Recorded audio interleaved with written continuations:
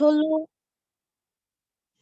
our lecturer is Tolu Oniru, popularly known as Tools, and she's a Nigerian radio personality, a talk show host, and presenter.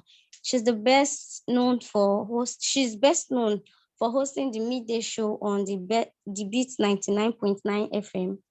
She was born She was born in London on 6th July 1983.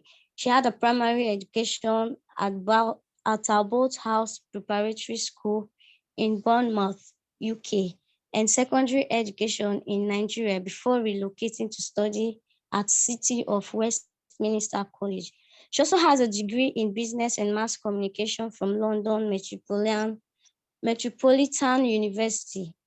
Her parents are members of the Oniru royal family of Lagos State, and she's married with 2 kids. Prior to settling in Nigeria in 2008, she worked with the MTV Europe and Walt Disney Pictures in the United Kingdom.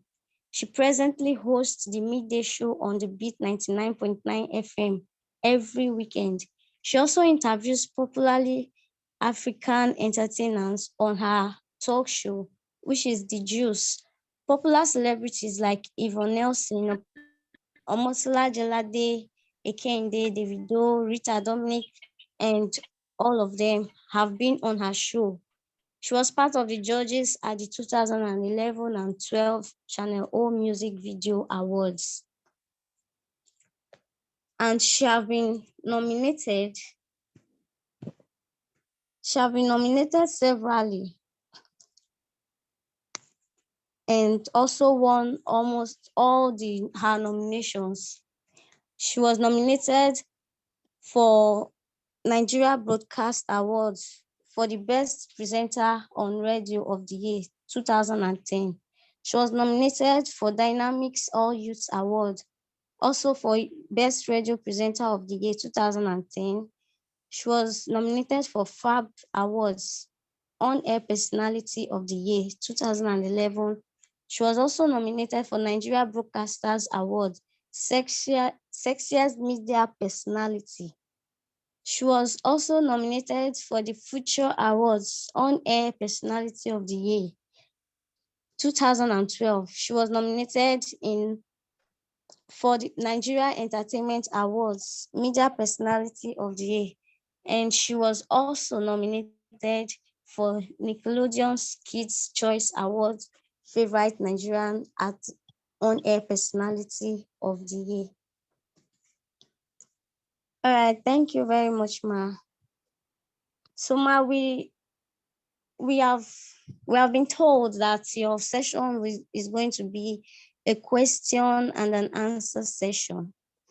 Okay, before I go further, I'm going to introduce myself. I'm Morrison Victoria, and I'm the class captain for this session, which is your session for the next Media Star. So we already have questions ready for you, and I hope you're prepared to answer our questions. Yes, to the best of my ability. All right, Ma. Okay, we have a question here that says, how have you been able to handle your career, and knowing that you weren't born in this country, how does that make you feel?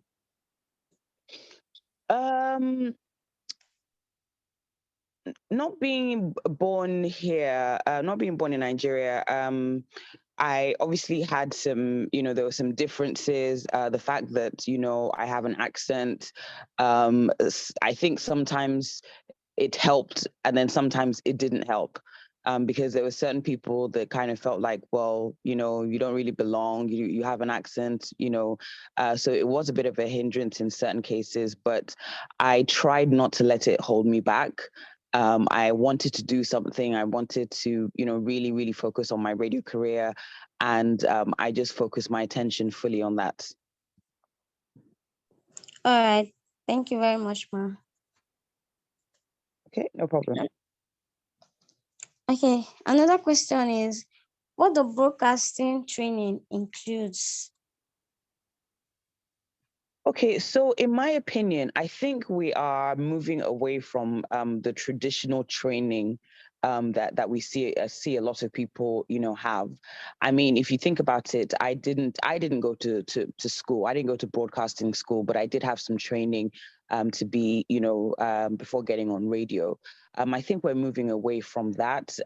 Having said that, I think that it's very, very important to make sure that you are very, very aware of what's happening in the industry. So I did. I kind of tried to train myself. I believe that life is a long journey of learning. So I would constantly, find different ways to better myself, different ways to train myself. So, for example, whenever I would travel, I would listen to radio stations, wherever I am, to learn, what they were doing, how they were doing things, were they doing things differently? How could I better my skills? How could I, improve as a radio presenter? Are there some new, ways that people are doing things? So I think as a radio presenter, it's very, very as a broadcaster, as in whole, basically, it's very important to figure out different ways to better yourself. So don't think that, okay, I've been in the industry for I don't know, 2-3 years or however long, and I don't need to learn anything new. There's always something to learn. There's always, a new skill that you can adopt or adapt, and there are always new ways to better your show, whether it's a radio show, whether you have like a podcast or something. There's always something new that you could learn. All right, thank you very much, ma. Okay, we're going to be taking question from Olayinka Sahid. Olayinka Sahid, if you're there, unmute your mic and ask your question. Good morning, Olayinka. Good morning, ma. Thank you for this morning. opportunity. Having gone No through your problem. profile, I have this question for you, ma. What are the support systems you have enjoyed on your media journey to the top since it happened accidentally? Thank you. So for me, there were certain people that had been in the industry for a while that I would just go and talk to, and I would just ask them questions. I had a lot of support from my program director when I started, the general manager, the MD as well. I had a lot of support, but I basically, just like I said before, I think you can learn from anybody, anywhere. So if I saw somebody that was doing, very well in their career, I was very okay with asking them, okay, how did you do this? What do you think about this? And then I was able to also get some mentors in different fields that I would bounce things off. So if I had an idea, if there was something that I wanted to do, I would just, sit them down and just say, okay, this is what I'm thinking. What do you think? So I think if possible, try and get a mentor, somebody that this person doesn't necessarily have to be, somebody that's been in radio, but somebody that's well-versed in the media industry. So somebody that knows what's going on, somebody that you can say, okay, this is what I want to do. This is what I'm thinking of. What do you think? Somebody that can advise you, somebody that can, just basically tell you their thoughts based on their experience. So very important to have that kind of support system. My family as well. That they were very supportive. The first sort of few months, or even should I say year or two of my career, it was very daunting because I didn't really know what I was doing, and I just decided to trust the process. I had a lot of support from my siblings, from my friends as well, who encouraged me. But just make sure you have a solid team around you, and this is basically not just for broadcasters or radio presenters.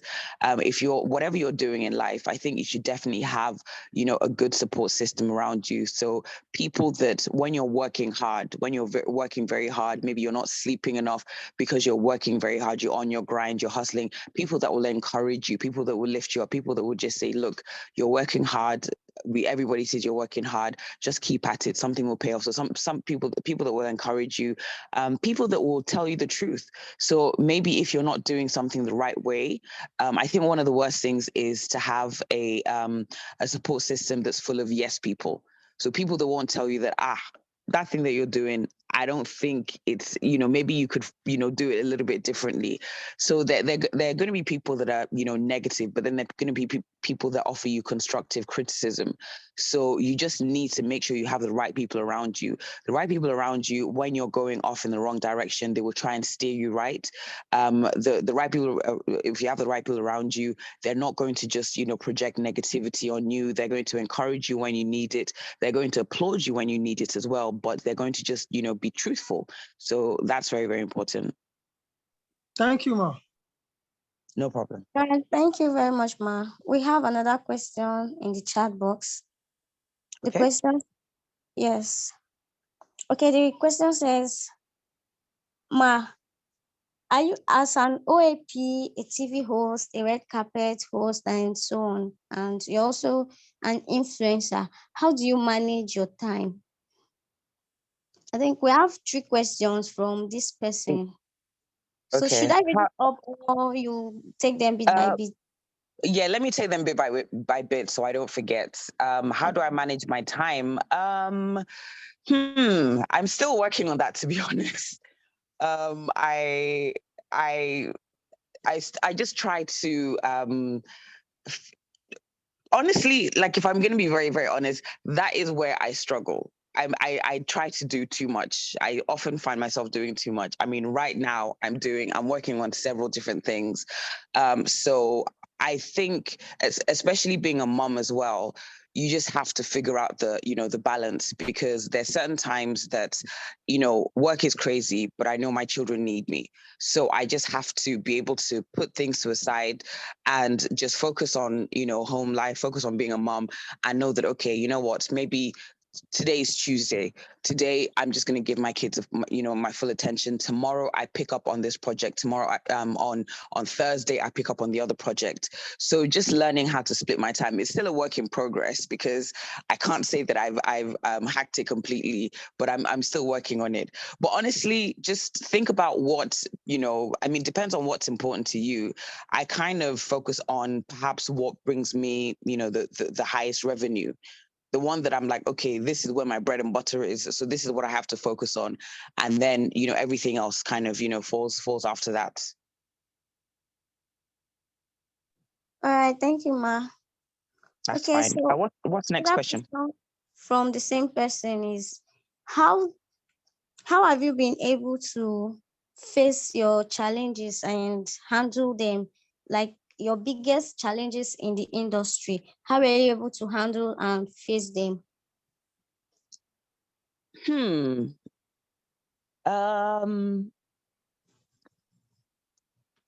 One of my biggest challenges in the industry, funny enough, was being popular. That wasn't something that I had actually anticipated. So going from somebody that didn't really think I was, cut out for radio, and then going ahead to do radio, being good at it, being able to, thank God, be successful at it. I was fine with that, but then I didn't really anticipate being very, very well known. That was uncomfortable for me. Because I just didn't know how to handle that. So that was definitely a challenge. I'm not going to lie, being a woman in this industry, everybody knows that. I mean, being a woman in Nigeria isn't easy in any industry, but being a woman in the media, it's not easy, because a lot of people look at you in a different way than they look at your male counterparts. There's several times that I've been, I'm working on a project, I've been booked for a project or a job, and then I'm having to argue why I need to be paid the same as my male counterpart. Because you hear crazy stories. I mean, there was a situation I was in where they were trying to justify paying somebody that was doing the same thing as me more because, oh, he's a man, he's a family man. And I was like, I don't really care. We're doing the same job. You cannot say that, because this is a guy, they automatically deserve to get paid more than you. That's not right. Being a woman, it hasn't been easy. Also being I believe I was the first female group station group project programs director rather. That has definitely been, challenging. Being in a position of authority where you have, obviously I'm dealing with lots of staff, I'm managing different people, having to, deal with people, quite often men that have issues with women being in an authoritative position. That has also been challenging. But I strongly believe that anything in your life that's worth achieving, it's not going to be easy. If you think about the biggest achievements that you've had, the biggest achievements that, people around you have had, nobody got it easy. No one, you have to work hard. You have to, experience, setbacks. There'll be, difficult periods, but the whole idea is to just stay focused, know what you want to achieve, and just be ready to work through the difficult periods. All right. Thank you, Ma. So another question is, what would you advise someone who wants to start a career immediately after this training? Someone wants to start a career in the media. Okay, so I think it's very important to see what you can do for yourself. In my, gosh, how long have I been in this industry now? About, is it 13 years? I find that a lot of people come up to me and they say, oh, I want to be a radio presenter. And I'm like, okay, so what have you done? What are you doing? Because when I started, if the difference between like when I started and now is that it's very, very competitive, very competitive. Anytime we're looking to fill a position, for maybe one position, you have like hundreds and hundreds of applicants, and you need to think about what would make you stand out. So I think a lot of people need to really think about what they can do themselves. When I'm looking at people's CVs, I want to see what you have done so far, even if you've not had like a long you don't have like a lot of work experience. I want to see what you've done for yourself. So for example, if you want to be a radio presenter, I don't think there's anything wrong with starting a podcast, finding something that you're interested in, doing a podcast, so that for me shows that, okay, this person has decided to do something for themselves. They have a podcast, even if you have like 10, 15, 20 listeners every week, and these listeners are your family members, that's actually okay. You've done something, and I'm like, okay, this person has taken their initiative to start something for themselves. I can hear you, Ma. Oh, can you hear me now? Hello? Okay, Ma. We couldn't hear you earlier. Okay. All right. Where did you? I'll just start again. I was saying that I think it's important. I can remind you where you stopped, like Okay. where we stopped hearing you from. You were talking about someone should start a podcast from what they really like to do. Yes. Okay. Yes. So start a podcast. Show that for me, that means that this person really wants this, and they've decided, you know what, I'm going to see what I can do for myself. And we're not starting, from scratch, where this person has like zero experience, hasn't done anything for themselves. There's so many different things that you can do now. You can actually even do obviously it's very important that you're present on social media.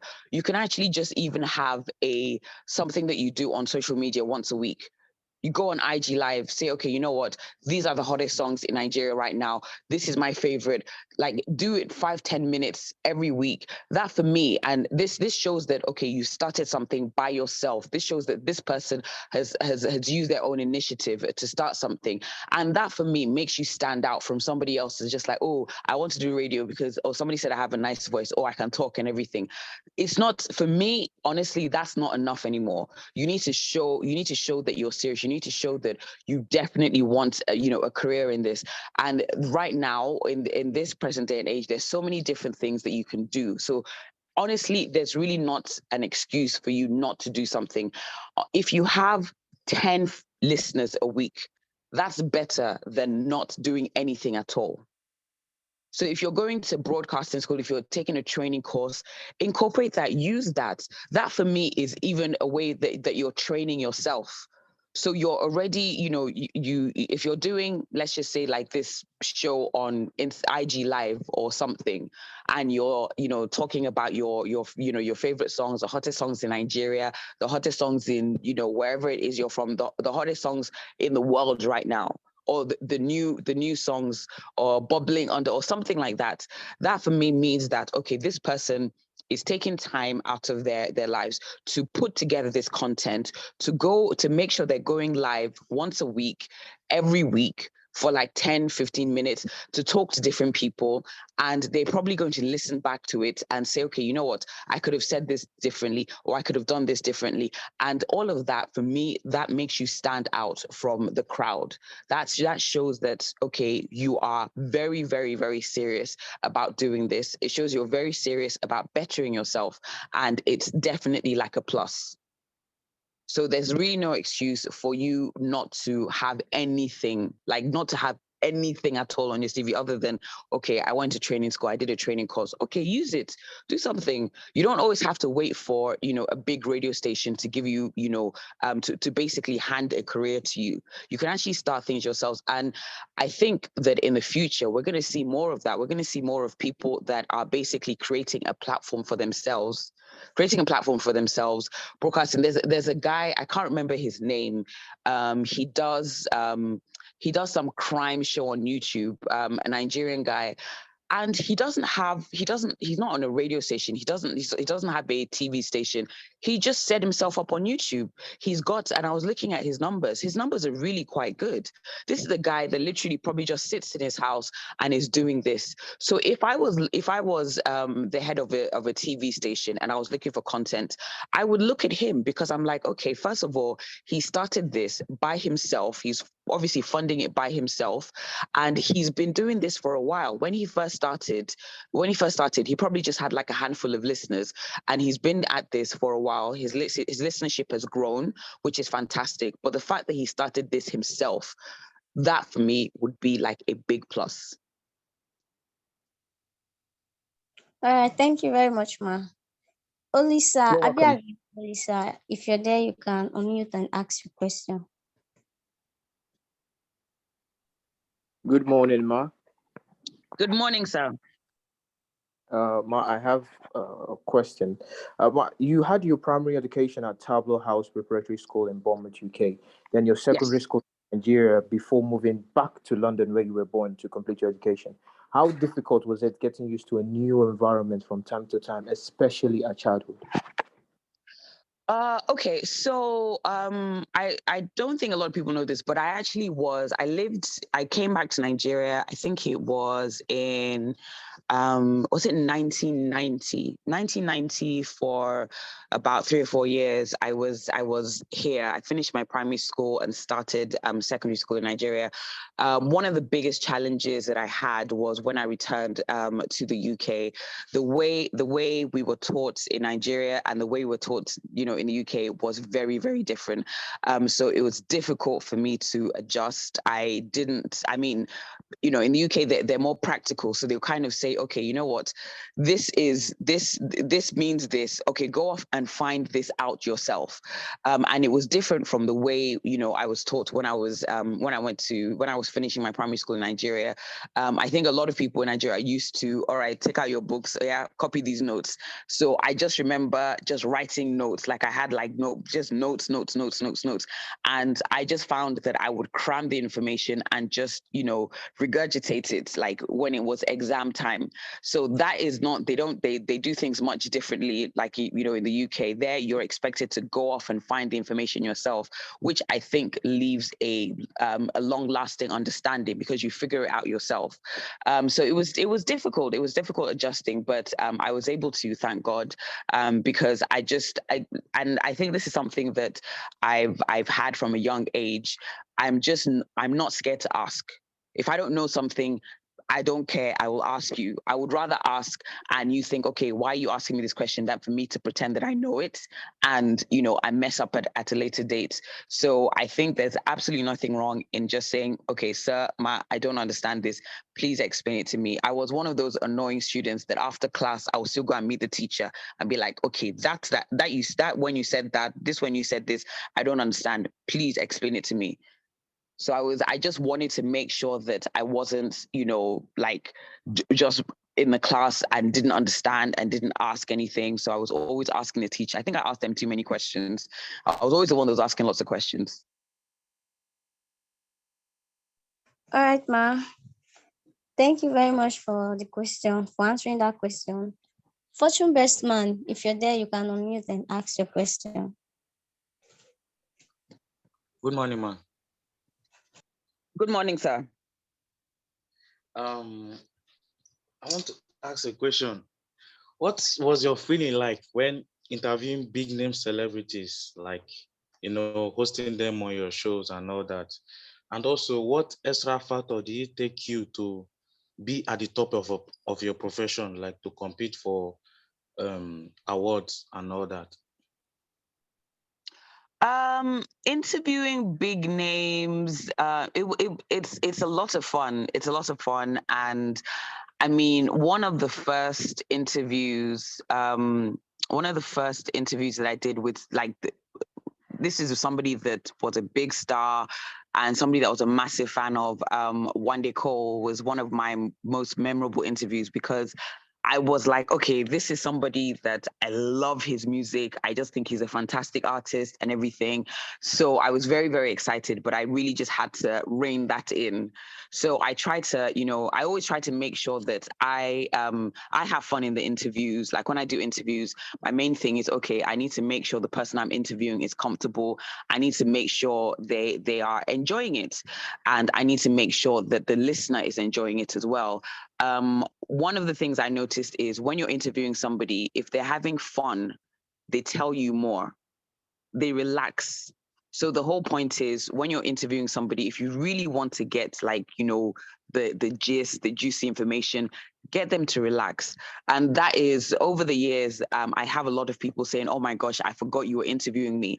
And they just go ahead and tell me stuff. And obviously it's very interesting for the listener, because they end up, when somebody is, I mean, think about it. If you first meet somebody and they're just asking you all these questions, and this is somebody that you don't really know, you're going to be quite guarded. But if you meet that person and you guys are just, and it's like, oh, you feel like you've known them for a while, you guys are gisting, you're relaxed and everything, you'll probably tell them a bit more than if the person didn't make you feel relaxed, So always, as much as I get like a bit starstruck sometimes, I would just be like, okay, the focus of this interview, make it good, make this person relax, and also make sure it's something that the listeners enjoy as well.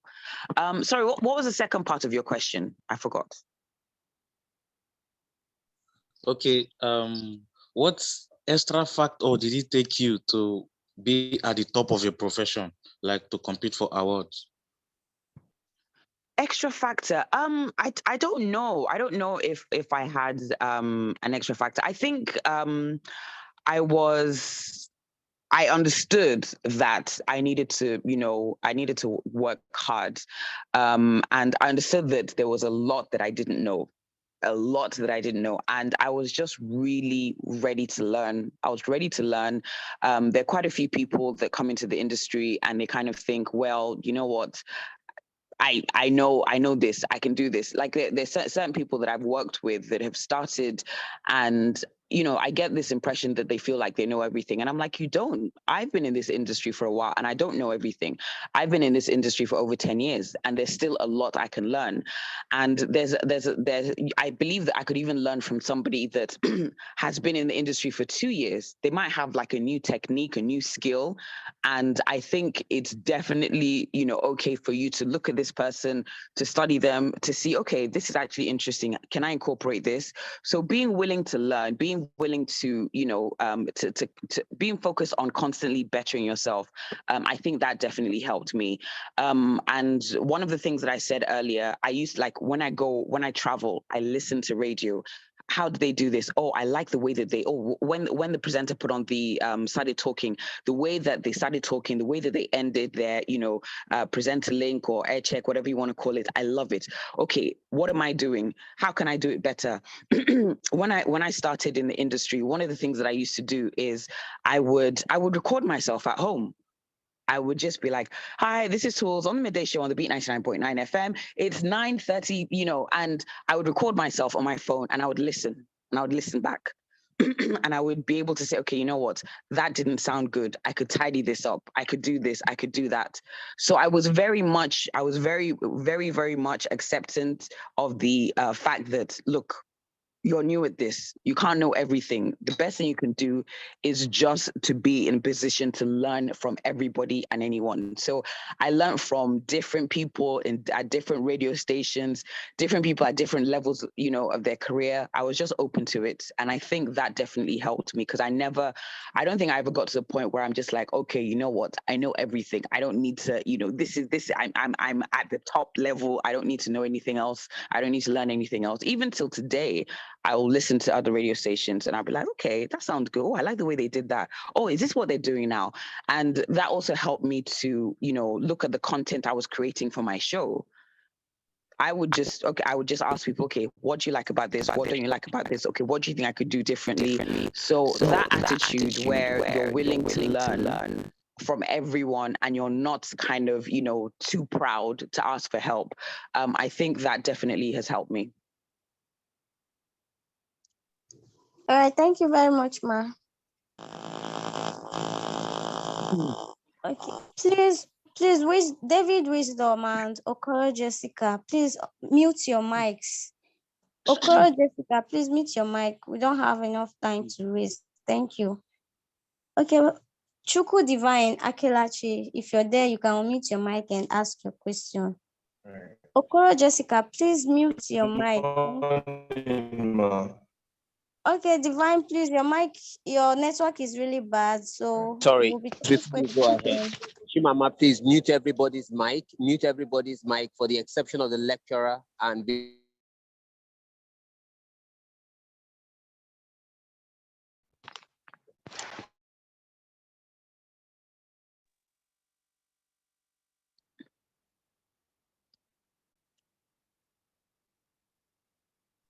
Okay. So Jane Ezela, you can go on with your question.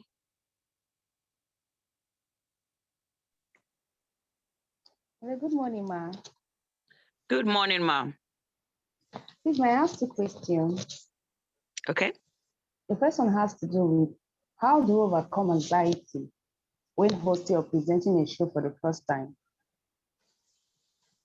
Okay. So funny thing is like at the beginning of my career, that was something that I struggled with, something that I really struggled with. When I started my show, I would start my show and the minute I'd want to, turn on the mic, a little voice in my head would just say, do you know how many people are listening to you? You better not mess up. You better not make a mistake. There are thousands of people listening to you. And the minute that voice entered my head, my nerves would start acting up. I would start getting anxious. And then when I get anxious, when I get nervous, this thing happens. My voice starts to shake. So my voice would start shaking and I would hear it and I would get more anxious and more nervous. And the first sort of, few weeks to maybe like a month or so on radio, it was horrible because I was like, how am I going to do this? Like my voice keeps shaking. I know that, I want to do this, but how do I get over the stage fright?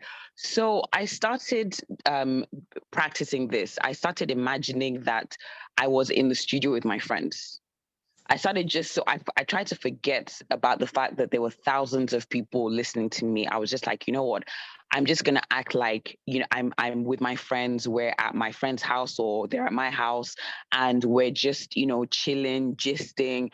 And when I started doing that, it made me relax because I then forgot about the thousands of people that were listening. And I used to just be very, very nervous and anxious about making mistakes. And with live radio, you're going to make mistakes. It happens. But imagining that I was just there with my friends, it just helped me relax. So even when I did make a mistake, I didn't, I wasn't so scared that I just wanted to run away from the studio. So I just used to imagine that, my friends, I relaxed, and then I just, became calm and a bit more confident. With when I'm hosting shows, the same thing.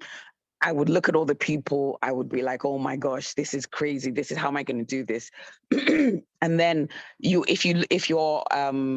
are two ways you can do this. Like if you're hosting a show, you can just find one or two people in the audience that are looking at you, that are focusing on you, that are giving you energy, and you can focus on that. Or you can just pretend that nobody's there. Just pretend that nobody's there. These are tips that work for me, like at the beginning of my career. Obviously, as you go on, you get better, you get more confident, and it doesn't worry you as much. But at the beginning, you just have to practice these things so you don't get stage fright, so you don't end up like maybe climbing up or getting a shaky voice like I used to have. And what was your next question? Okay, thank you, Ma. My next question is, as beginners, how do we become relevant in the media industry? How do you become relevant in the media industry? Like I said earlier, things are much, much more competitive now. So I would say seek out partnerships. I think that as a new presenter, you need to, right now, I think because there's so many different things out there, I think it's important that you seek out different people. So if you are, let's say you've been able to get like a job as a presenter, you need to now work on building and raising your profile. Okay, because if you're able to, raise your brand awareness, if you're able to raise your profile, and you have a radio show, that actually really, really helps, because that will help increase your listenership. So when I say, when I say seek out partnerships, I mean, can you be like a red carpet host for like a for obviously not another radio station, but somebody does events. It's up to you to approach this person, or to find a way to get in there and just say, look, I'm an up and coming radio presenter. I know you do events, or maybe you have like one or two events every year. Do you have a red carpet host? Can I do this? It might mean you have to work for free. There were so many different things that I did for free at the start of my career, and that's fine. You pay your dues. So you do red carpet hosting for free. Maybe you kind of just say, all right, if you're a female presenter, please take care of my hair and makeup. I will be there. You need to be on time. You need to give it your best. You need to act like you're getting paid for it. So all of these things, they help you. So hopefully, you do this once or twice. People kind of start knowing you. People know, okay, I saw her at this, or I saw him at the red carpet. There are lots of different things that you can also do. Like I said, I even hosted shows for free as well. I hosted a few shows for free. And this works. This works to help raise your profile, build brand awareness. Social media is very, very important. I don't know any media personality that is successful and doesn't have a decent, a decent following on social media. Now you need to create content. You need to be anybody that's trying to be a media personality now. You actually have to focus on content creation. So what I was saying about, okay, fine, doing a 5-10 minute show on IG Live once a week or whatever, that can help. And it's going to be difficult at the beginning, because you might put a lot of effort, a lot of energy into something, and maybe you get 2 or 3 listeners. Everybody started like that. I don't think there's anybody that started anything and they just got like a massive audience. Most of your favorite artists, they started off performing to like maybe 5-10 people. Most of your favorite artists, they started, they were opening acts for other bigger artists. They were opening acts and they got on stage and people didn't know who they were. Wizkid, for example, as big as Wizkid is now, when he started his career, he was opening for people. He got on stage. People didn't know who he was. They were waiting for the bigger artist, and he had to like get on stage, perform, pay his dues. So similarly, if you're trying to be a broadcaster, if you're, trying to be a media personality, you have to, pay your dues. You have to go out there and, don't think that, okay, fine, I've been a radio presenter for 2 months. Okay, this thing that you want me to do, how much are you going to pay me? You're going to have to do stuff for free. You're going to have to do that. And you're going to have to be very, very committed to it as well. It isn't easy, but if you do it the right way, things will definitely pay off. All right, thank you very much, ma. You're welcome. Okay, so we still have questions for you in the chat box. Okay, this question says, knowing that you've interviewed so many stars during your hilarious career, which one of your interviews was most intriguing and why? Oh, wow. Which one was most intriguing? Oh gosh, I don't know if there was I don't know. I don't know if I can answer that. I will tell you the people that I enjoy interviewing. Let me see. Okay, so I'll give you like maybe 2 or 3 people that every single time I've interviewed them, it's always been different and something crazy always happens. Obviously Davido, I like interviewing him because Davido is, he's very genuine. So if you ask him a question, he will tell you, he will answer. He forgets that, he's on radio and he will answer. So I like that. Wizkid as well. If you're able to get Wizkid for an interview, that's always incredible. Let me see. Burna Boy. Burna Boy is almost all the interviews that I've done with Burna Boy, he's been very troublesome. He also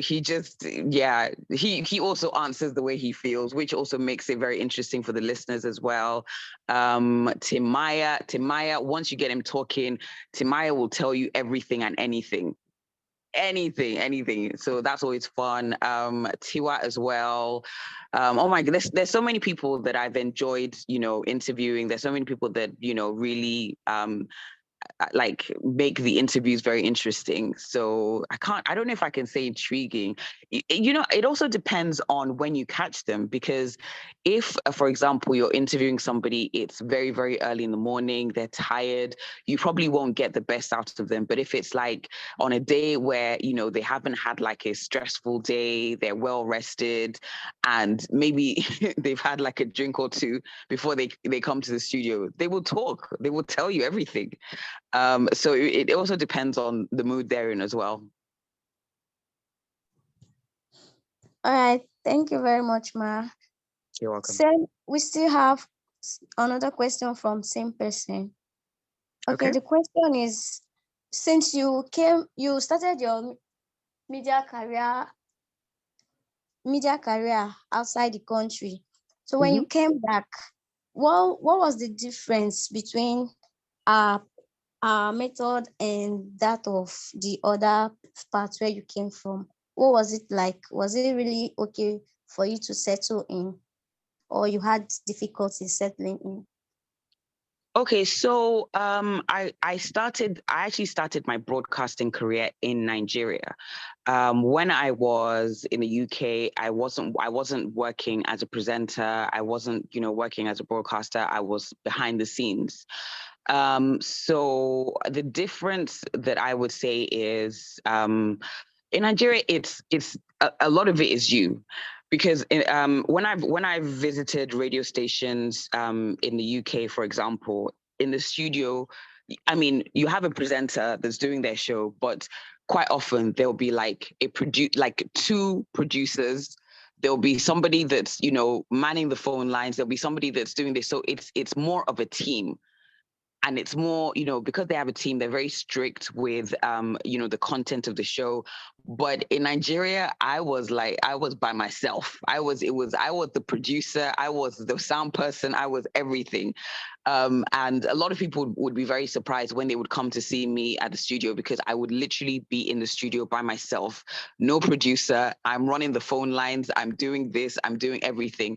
So that's sort of the key difference. And if anything, I think it made made me a better presenter because I had to do everything myself.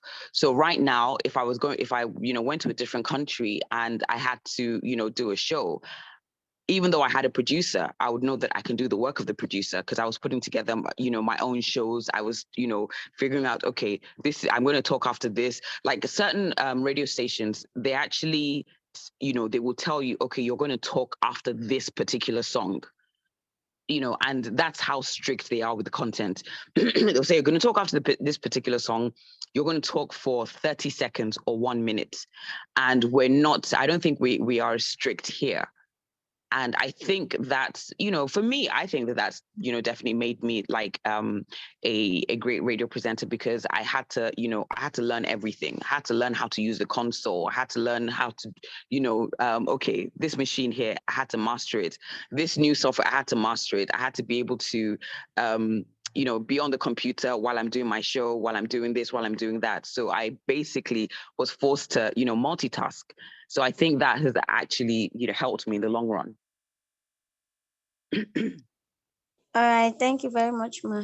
The next question from the same person is this. As an OAP and you've won multiple awards, which one of it was your most were you excited about, and what is your secret to your success? What's the secret to your success? Okay, let me talk about the awards. So there are lots of people that don't really care about awards. I'm not like that because when I started, I didn't think I was good enough. I thought that I was going to, first of all, when I did the voice audition, I remember leaving and saying that was horrible. They're not going to call me back. When they called me back, I thought, okay, these people have made a mistake. When they offered me the job, I was like, these people are mad. When I started, I really thought I was so bad. And I thought these people are not going to let me pass my probation. They're going to just say, you're not really good. So thank you very much, but no, thank you. So having those thoughts, for like up until, like actually the first year of being in the industry, having those thoughts going through my head constantly, it just made me very, very aware of the fact that, look, you've not done this before, you might not be good at it. And if that happens, that's life. So thinking like that and then being nominated for awards, I remember the first time I was nominated, I was just like, what, how, why, what? And then winning these awards, I was in shock. I was in shock. I think the one that probably all my awards, I'm very, very grateful for them. I'm grateful to, the people that put together the ceremonies. But the one that really sticks in my head was probably the Future Awards, because I was not expecting to win.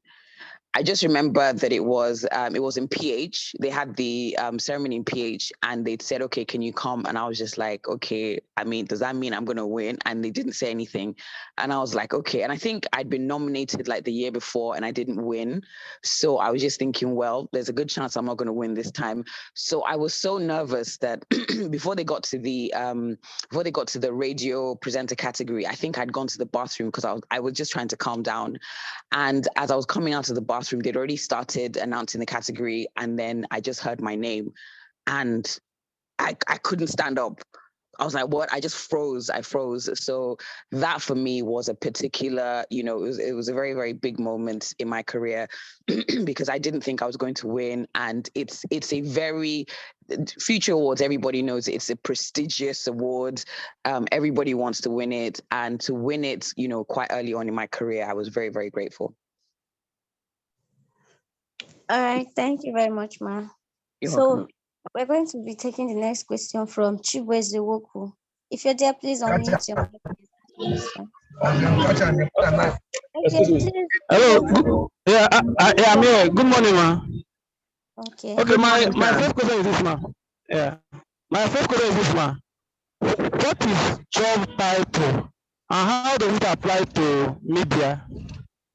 Then my second question is this.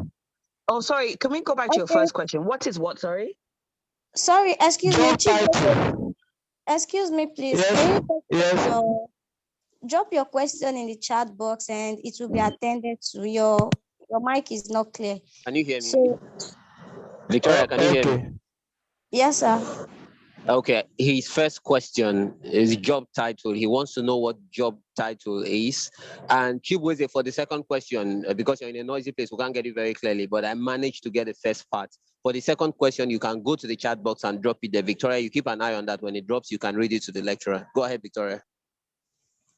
All right. Okay, ma. His first question, ma. He said, "What's the meaning of job title? What does it mean?"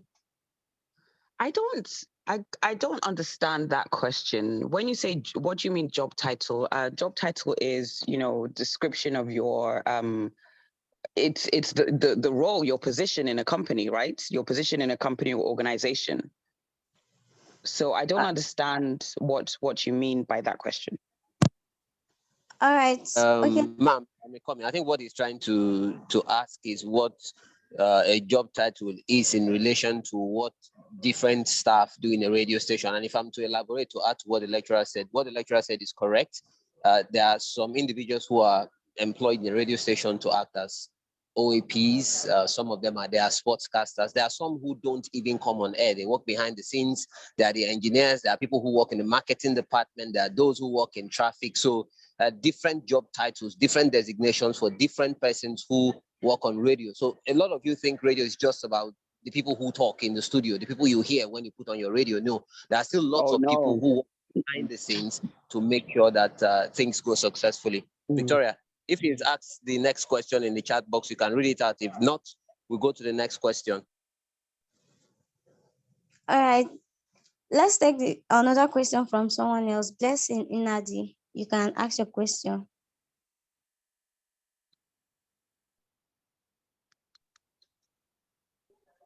Good morning, ma'am. Hello, can you hear me? Good morning. Good morning, ma'am.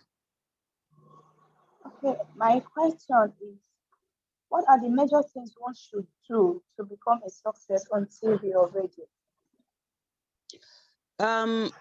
Perfect your craft. One of the things I said earlier is that I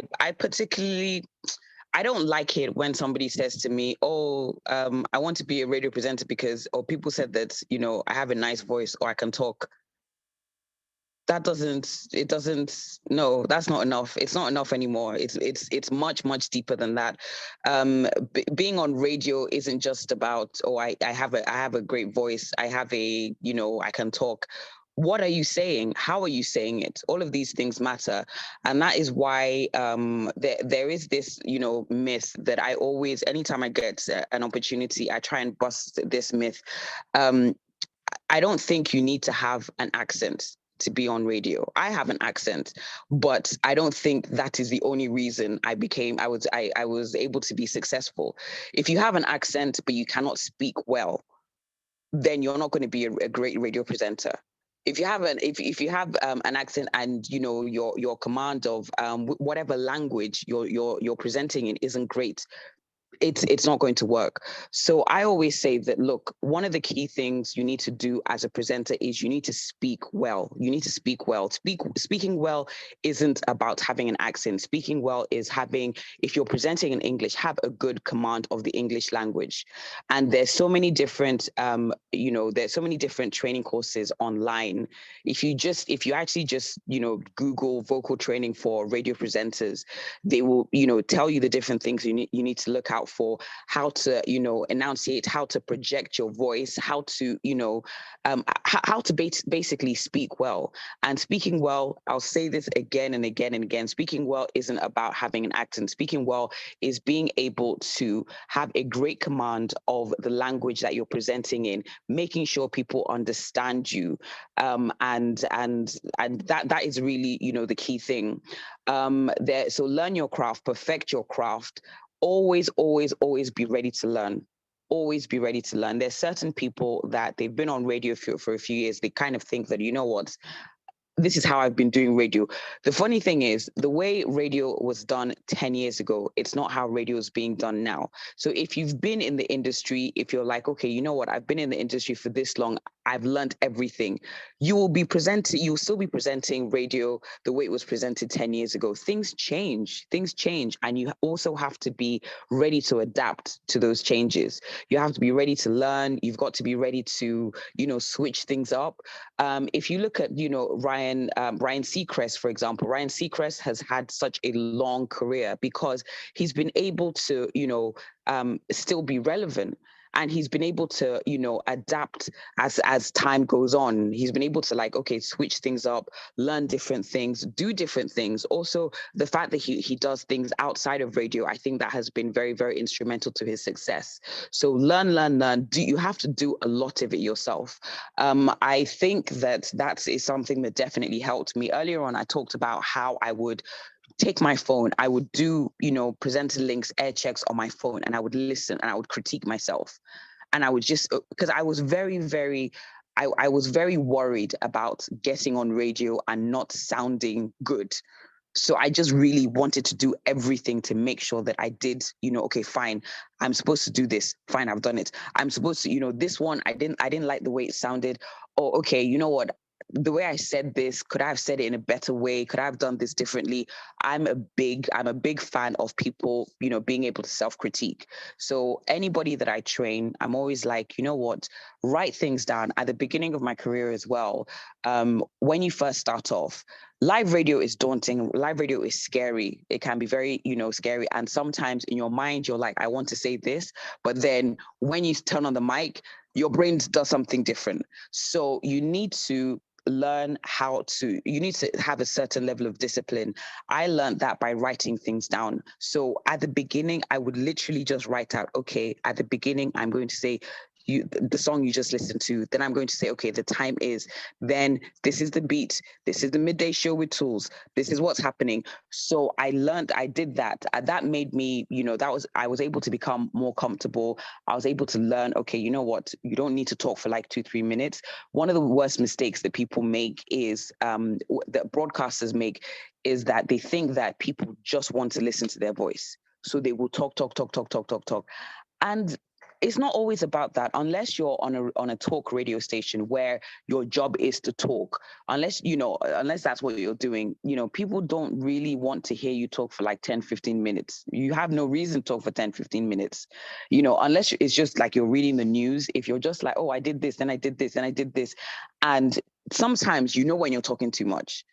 So all of these things you've got to learn. There's got to be a certain level of discipline. And all of these things are things you should be really, really focused on at the beginning of your career. Write things down. What do you want to say? And sometimes I think sometimes a short, air check presenter link is very, very okay. One of my key tips is if you don't have anything to say. Oh, sorry, what's going on? Your mic. Sorry, Chimama. Sorry, Victoria. Sorry. Apologies to the lecturer. Chimama, whenever things like this happen, you don't even need to wait for the lecturer or the class captain. Apologies to the lecturer. Victoria, please go ahead. All right. Ma, you were still talking Yes. before the interruption. Yes. So I was just saying that, it's really all about self-discipline and, doing a lot yourself. There's only so much that somebody can teach you. You know your abilities, you know your strengths, you know your weaknesses. So there is a lot of, self-critiquing you should be able to do. There should be a lot of learning that you should be doing by yourself as well. All right. Thank you very much, Ma. Okay, so Ma, we'll be taking question from Chubuezewoku, the second question before we stopped him. Okay, so he said. Right. So I think one or two more questions, please, because I do need to be somewhere. All right, Ma. His question is, what will he do to his social media accounts when he's on radio if the radio station, like the firm he's working for, will have access to his social media accounts? Okay, so personally, I don't think they should have access to your radio, to your social media page. That's your page. I can understand the organization that you're working with, expecting to see, the brand, their brand reflected on your page. So for example, if you're a radio presenter at a certain station, it should be in your bio. There should be posts of you if you're interviewing a guest, you at the station, you behind the console, you with the mic, everything. There should be pictures, because that is, you're representing that brand.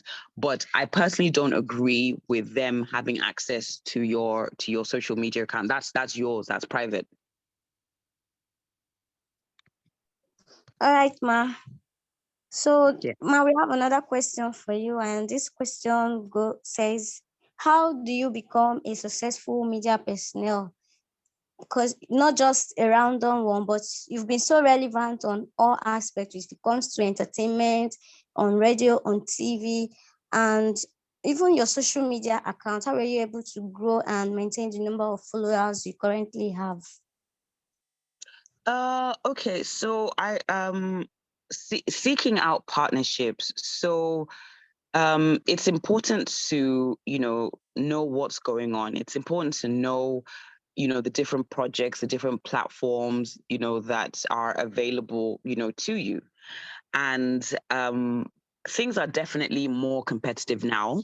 Now, there are way more people that want to, be presenters, whether it's radio, TV, or, a property that's online.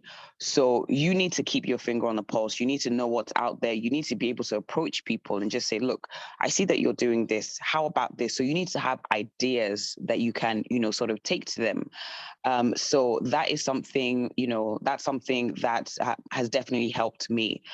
For example, for when I did the juice, I don't do the juice anymore. I think, at the beginning you said I still do the juice. I don't do the juice anymore. But I was approached to do the juice. But by the time we actually started shooting, I'd basically taken over. I just was like, okay, this is what I want to do. So you need to know what you can bring to the table. Because if you think about it, let's just say, okay, this is 2022. I want to do, juice season, whatever. And I'm thinking, okay, who do we pick? Who do we pick? I'm thinking about what this person brings to the table.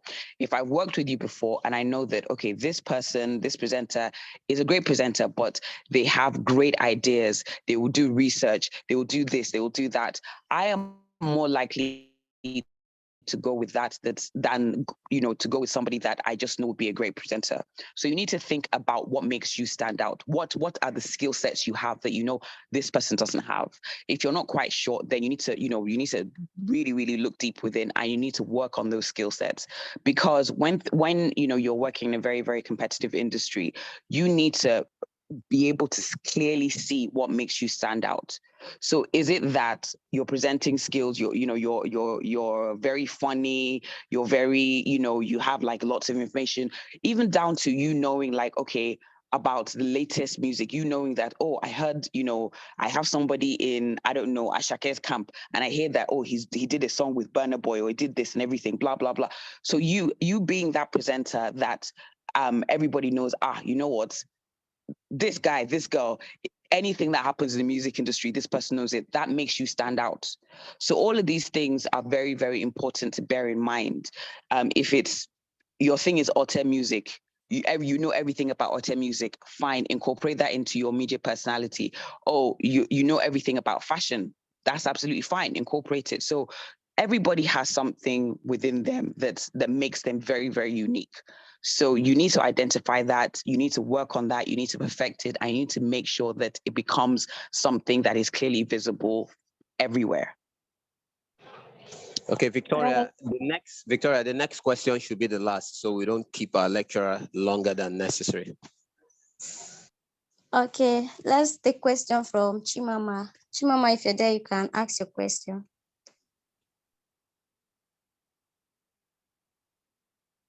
Okay, good morning, everyone. Good morning, lecturer. Good morning, sir. It's been an amazing time with you. Okay, I want to begin. How did you coin the name Toolz? Like, I was trying to imagine, how did the name come? Is it an abbreviation from your names or something else? My name, Is that what you said? I couldn't quite hear you. Yes, your name. Like how did you coin the name Tools? Like, is it an abbreviation from various names or? Well, everybody knows that, my name is Tolu. Funny enough, the name Tools was given to me by my cousin. I think we were about 15 or 16, and he had different nicknames for me. My full name is Tolu Lokwe. He used to call me Tolu Lopez. That one didn't stick. And then he called me Tools. And I was like, oh, I like that. So it just was like, in the house, he'll call me Tools. Then we went to the same school, and it just kind of grew from there. So I do, like, when I'm on radio, you hear me say Tolu, you hear me say Tools, but a lot of people just picked up on Tools. I was like, okay, fine. It is like a nickname. So yeah, go ahead. So that was, Okay. that definitely helped. Okay. Another question before I hang up. Your interviews with Yes. guest celebrities, comedians, music Mm-hmm. artists, and the rest of them. Like, do you send scripts to them? Like, do you pre-inform them about questions you're about to ask? No. There are certain people that maybe, their PR team would sort of say, you're not, oh, please don't ask about this, or please don't ask about that, which I really, really don't like. So what I do is, first of all, why are they, giving you this interview? Chances are they've got like a new single, they've got an album, they've got a movie that they're trying to, sort of push. So I know that obviously we need to talk about their new projects. But I have an idea of questions in my head, or like questions written down that I want to ask, but I tend to, sort of go with the flow. So, for example, you're here to talk about your new project, but you're trending online about something. I have to ask you about that. And if it's something that's negative, I have to know how to ask you about that. So, for example, if, I'm interviewing you and there's one big scandal, you were arrested for something, I would just, maybe the way I would ease it into like, oh my goodness, you know what? You're trending, right? So what is going on? What happened? So I try not to be, to ask questions in an accusing manner, because when you do that, the person just like automatically will get defensive. So if you basically, come from an objective position, like, look, I'm going to try and pretend I don't know anything. What is your version of this? Then people are more likely to kind of just say, okay, they're kind of more likely to talk. It doesn't always happen in every situation. You're going to have, some situations where you're interviewing somebody, they don't want to talk about something, they will not answer those questions. It's your job to make it enjoyable for the listener. It's your job to, try a little bit, but if the person isn't answering, move on. Because the worst thing is to hear like 10 minutes of answer now, because then it becomes very uncomfortable for your guest and for your listener. I always say that it's very important that you make your guests feel comfortable. Again, depending on the sort of radio station that you're working at, if it's a talk radio station, if your guest is, a political, person, you might have to ask them some tough questions, and you might have to be a bit firm trying to get your answers, but know how to read the room, know how to read the situation, and know how to make sure that the listening experience is not uncomfortable for the listener. Okay, thank you very much. Finally, I know I've stretched the question. Finally, Yes.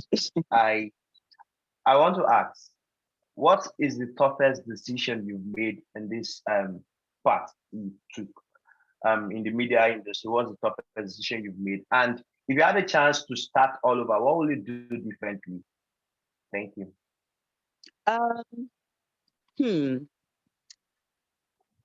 The toughest decision I've had to make is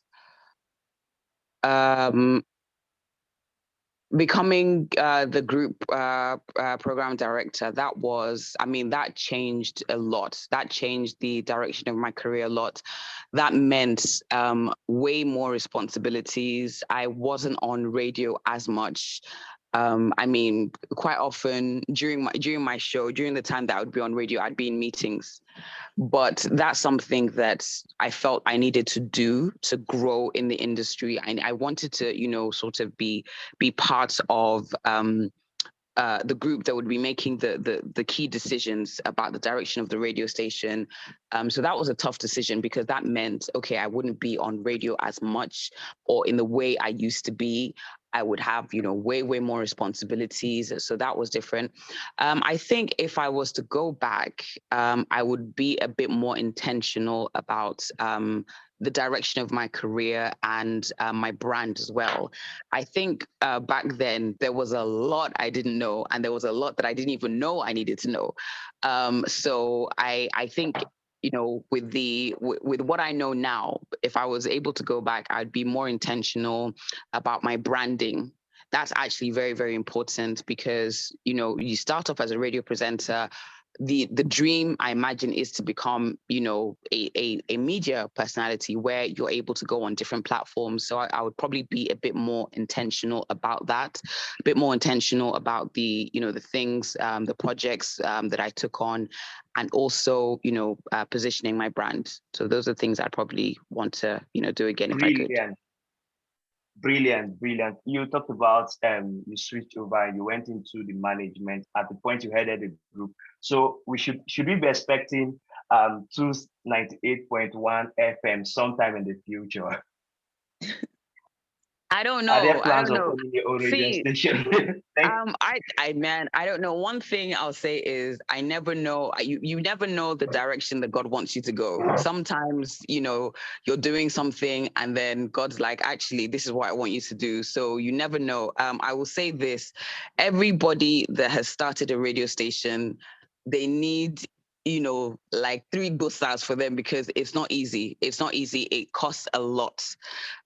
Just, to get the license is now mad expensive. The equipment, the staff, everybody knows that running a business in Nigeria is difficult. You need to have, and a radio station is a 24-hour business. So it's not like, okay, 6 o'clock, everybody go home, switch off the gen needs to be on. There needs to be diesel. So it's not easy. So anybody that's doing that, big shout out to them. I don't know. You never know. I can't say because I don't know what the future holds. So maybe not. Thank you so much. Thank you. You're welcome. Thank you very much. And big thanks to our lecturer. Let me quickly say this. Our lecturer is an extremely busy person. She told me she wasn't going to do more than 15, 20 minutes, and I totally understood. But I'm taking a look at the time. She's done, if you want to approximate it, it's going to 2 hours. And time is money. She's a very busy person. So on behalf of everybody, I want to say a very big thank you to her. And just before we say our goodbye, she said something about the tough decision being her decision to move towards the management side. Some of you may not know, I work with The Beat. So until she left, she was my boss. And like they say on radio, once a boss is always a boss. So my boss, I want to thank you very much for bending over backwards. I know how hectic your schedule is. You were supposed to do 15, 20 minutes. You've done well over an hour. We appreciate you very much. And for those whose questions were not answered, just send those questions to me. I'll forward the questions to her. She's very busy, but I'm sure she can find time. Once she does and she finds time to answer those questions, I'll send those questions over to you. Better still, you can also interact with her on social media. Victoria is going to put up her social media handle on Twitter, on Instagram, in the group. So everybody, please follow her. You can send those questions to her also on Twitter. Just explain to her you're from the Next Media Star. So, boss, thank you very much for your time. We deeply appreciate. On behalf of all the students, I want to say very, very big thank you for everything you've done. Today, I was a student as well. I listened and I learned a lot from you as well. So, parting shot from you, is there something you want to say to everybody in conclusion, those who looked up to you, who still look up to you, who want to be like you? What's your parting shot to them as they look to become the next tools of the Nigeria and global media industry? Thank you for having me. Thank you for having me. This has been, I think you initially talked to me about this. Oh my gosh, it wasn't even last year, it was the year before. And like you said, things were just so crazy. I wasn't able to, so I'm glad I was able to do it this time around. And thank you to everybody that's listening. Thank you for, making time to listen to me. I hope that you've learnt a bit, quite a bit. I said it a few times, during this session, that for me, life is a long journey of learning. So I do hope that, you've learnt a few things today. What I would actually say is, don't be the next Tools. Be you. Be you. You can't. Nobody can be like me. Nobody can be Tools point two or something. But you can be you. You can be the very, very best version of you. So look at different people that have achieved great things. Look at different people that have been successful in, if it's in your state, if it's in somebody else's state. Look at what they've done. Learn from them, but learn to create your own path. So the path that I've been able to create for myself, it may not work for you, but that doesn't mean that you cannot be a fantastic, amazing, successful radio presenter. You just have to learn to carve your own path. So look at what your strengths are. Look at what your weaknesses are. How do you exploit your strengths, and how do you cover up your weaknesses? How do you, get the best of everything? How do you make sure, you're going down the right direction? How do you, create amazing partnerships? All of these are questions that you need to ask yourself. I will say this though. Somebody asked me earlier what the secret to my, career was. I don't think I have a secret. I don't have two heads. I don't have two heads. There's nothing between me and you. There's, I don't have two heads. It's not like somebody just, knocked on my door and said, "Here, Tools, be a radio presenter." No, I was like, okay, I want to do this. I was really willing to learn. I was ready to work hard. And that is it. That's the attitude you need to have. I always say to people, don't try and go into radio because you want to be famous. If that's why you're going into radio, you probably won't have a successful career, because radio is not as glamorous as everybody thinks. One thing that was mentioned, we're talking about the different people, that work behind the scenes.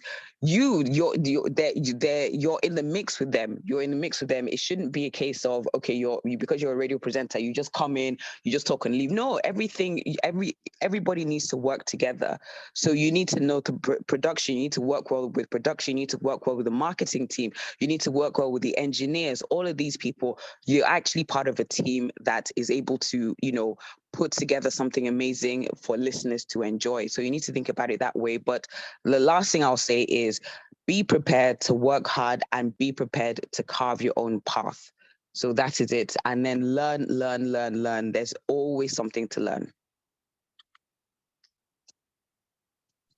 All right, thank you very much, Ma. It was really an amazing session with you. You're welcome. All right, as our custom is, we'll always appreciate you on social media. We'll tag you and you see the post. Thank you very much, Ma. Okay, that's fine. Everybody, thank you once again and have a great day. Thank you very much, Ma. Thank you for your time. Thank you, Ma. All right. Okay. God bless. Bye.